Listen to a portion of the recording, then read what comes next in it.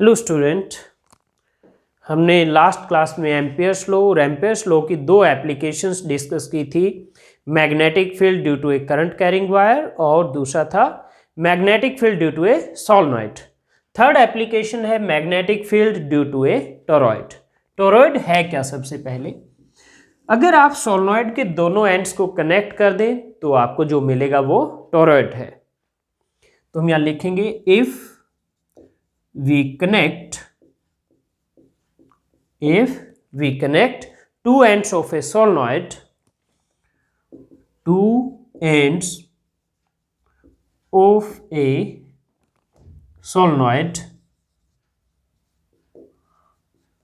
we get a toroid. Okay, we get a toroid. तो toroid क्या होगा? कुछ इस तरह से होगा।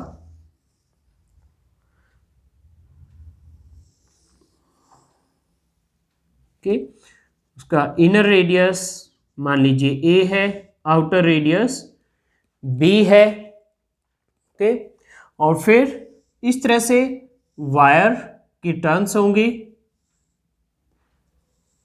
ओके, ये इस तरह से जिस तरह से जो सोलेनॉइड की वायर होती है, जो टर्न्स होती हैं वो इसी तरह से इस पे भी टर्न्स होंगी।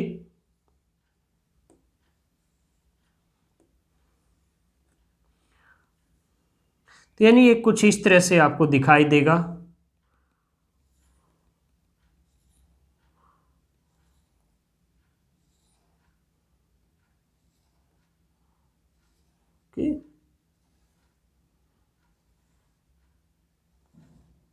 तो इस तरह से एक टोरॉइड आपको दिखाई देगा। इनर रेडियस ए है, आउटर रेडियस बी है।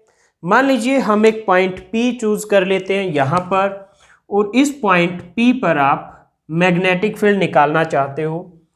तो क्या करोगे? आप एक क्लोज्ड लूप ड्रॉ करोगे जो कि पॉइंट P से पास करे। इस तरह से ये रेड पेन से मैंने एक क्लोज्ड लूप ड्रॉ की है। ओके, एंड लेट ये जो डिस्टेंस है ये R है पॉइंट P की सेंटर ऑफ टोरॉइड से। Okay, to calculate magnetic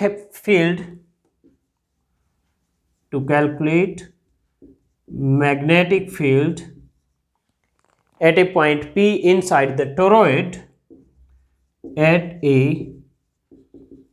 point P inside the toroid, draw a closed loop passing through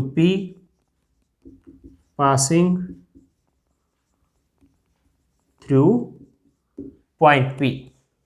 okay, मान लीजिए जो टोटल नंबर ऑफ टर्न्स हैं टोरॉइड की वो n है।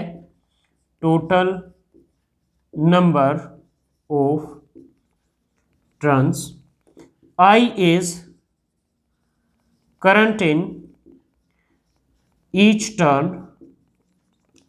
तो स्टूडेंट ये जो मैंने रेड से ड्रॉ की है ये क्लोज्ड लूप, इसमें सारी की सारी जितनी भी टर्न्स हैं सभी इंक्लूड हो गई है।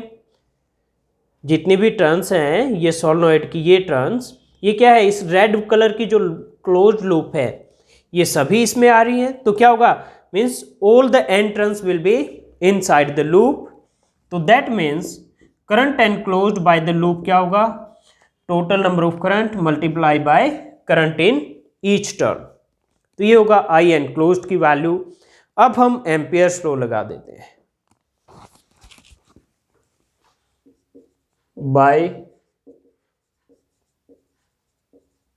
Amperes law integral B dot dl will be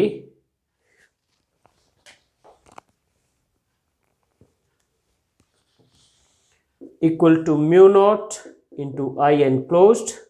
B और dl, कहीं भी आप dl लोगे इस एम्पीरियन लूप पर तो उनके बीच में एंगल 0 आएगा। तो B dl cos 0 is mu naught, और I enclosed की ये वैल्यू है ni।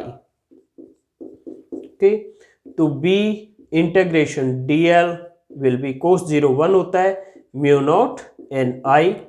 अब ये जो over the close loop integration dl है ये क्या होगा, आप क्या करोगे, आप dl लेंगे कहीं ना कहीं पे, जैसे यहाँ आपने ये dl चूज कर लिया, ये क्या है आपका, ये आपका dl है अगर, ओके, तो इंटीग्रेशन dl क्या होगा, circumference of the complete Amperian loop, और उसका रेडियस r है तो सरकमफ्रेंस क्या होगी 2 पाई r, 2 पाई r, तो b into 2 pi r equal to mu naught N I, और b equal to mu naught N I by 2 pi r।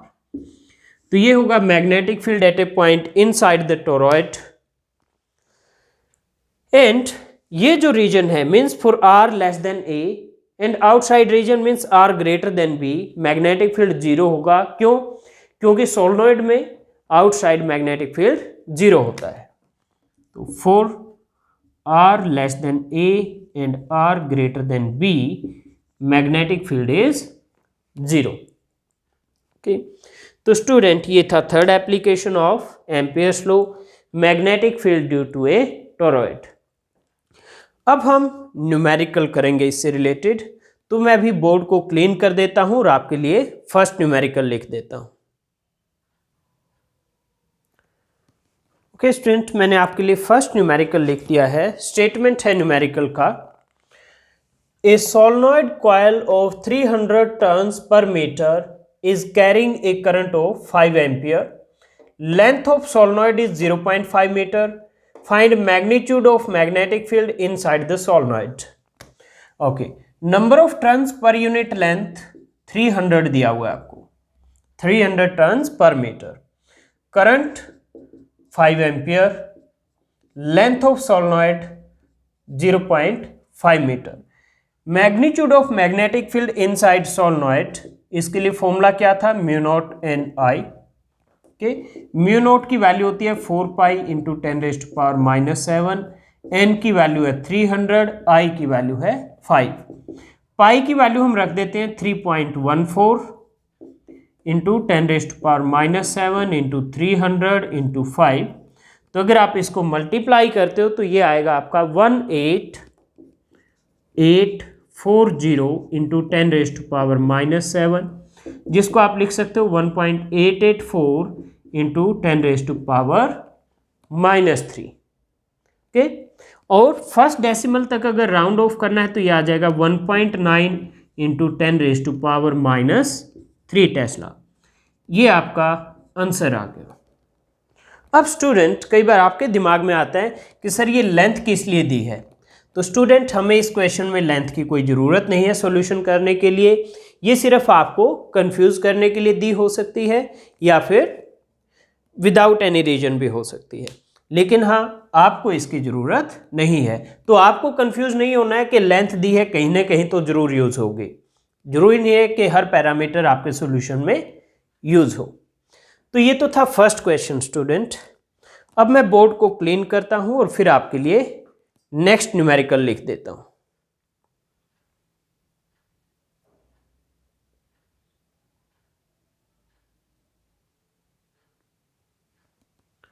Okay student, मैंने आपके लिए नेक्स्ट न्यूमेरिकल लिख दिया है। नेक्स्ट न्यूमेरिकल है, ए solenoid 50 centimetre long has 4 layers of windings of 350 turns each.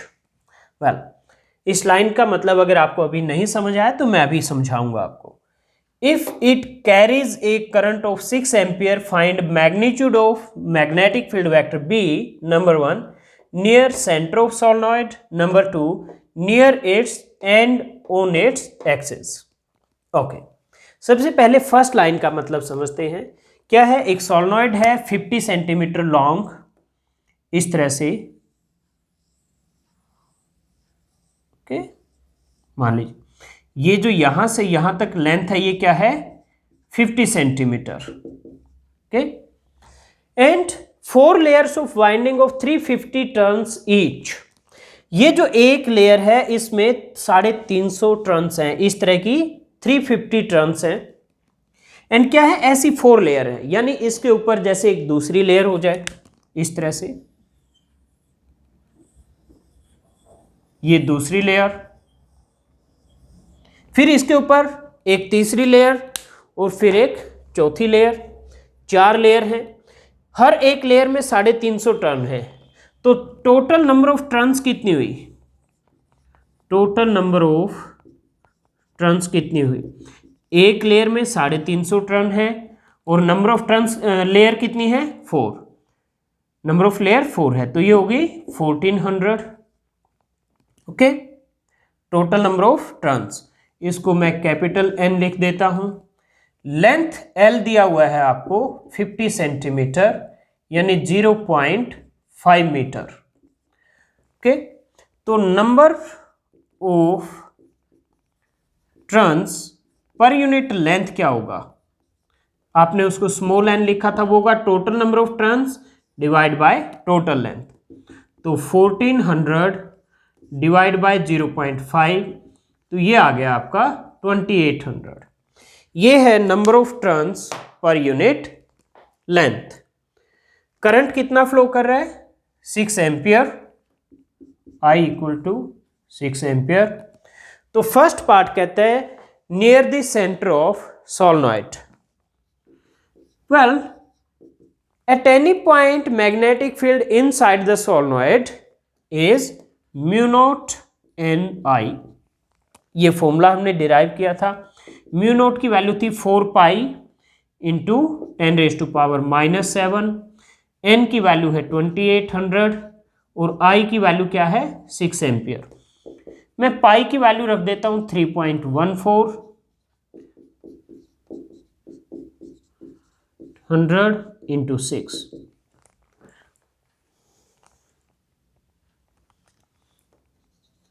Okay, तो इसको अगर आप सॉल्व करोगे ये आपका आएगा 211,008 इंटू 10⁻⁻7। और अगर इसको फर्स्ट डेसिमल तक लिखोगे तो 2.1 इंटू 10⁻⁻2 टेस्ला। ये आ गया magnetic field near the centre. फिर कहते हैं near its end on its axis. यानी स्टूडेंट, जैसे मान लीजिए आपका ये सोलेनॉइड है, तो वेल इनसाइड, यानी इसके अगर आप अच्छी तरह से कहीं भी अंदर पॉइंट लोगे, यहां पर, यहां पर, यहां पर, मैग्नेटिक फील्ड ये आएगा म्यू नॉट Ni। लेकिन अगर इसके एंड्स के पास, ये इसके एंड्स हैं, है ना, यहां पर कहीं भी लोगे एंड्स पर या एंड्स के बिल्कुल नजदीक, ओके, तो जो मैग्नेटिक फील्ड की वैल्यू होती है वो म्यू नॉट Ni नहीं होती, वो होती है म्यू नॉट Ni/2। जब आप point P near the end of the solenoid लोगे, इधर या फिर इधर, तो ये फॉर्मूला होता है। इसका डेरिवेशन मैंने आपको नहीं करवाया है क्योंकि वो आपके सिलेबस में नहीं है। जब आप हायर क्लासेस में जाते हैं यूजी में अंडर ग्रेजुएट्स के लिए, तो वहाँ आप इसका डेरिवेशन पढ़ते हैं, तो वो अभी आपको नहीं पढ़ना। लेकिन अगर इस पर कोई क्वेश्चन आ जाता है तो आपको ये फॉर्मूला पता होना चाहिए, इसलिए स्पेशली मैंने आपको ये न्यूमेरिकल करवाया है। तो नियर इट्स एंड्स ये फॉर्मूला आएगा। तो म्यू नॉट Ni की वैल्यू तो आपने अभी निकाली है, ये है 2.1 इंटू 10⁻⁻2 और डिवाइड बाय ये 2, तो ये आ गया 1.05 इंटू 10⁻⁻2 टेस्ला। तो ये सेकंड पार्ट का आपका आंसर आ जाता है 1.05 इंटू 10⁻⁻2 टेस्ला। तो इसके साथ ही स्टूडेंट हम ये क्लास यहीं पर ख़त्म करेंगे। कुछ और न्यूमेरिकल भी आप एम्पियर्स लॉ से रिलेटेड अपनी बुक से कर सकते हैं। नेक्स्ट क्लास में आपसे मिलते हैं नेक्स्ट टॉपिक के साथ।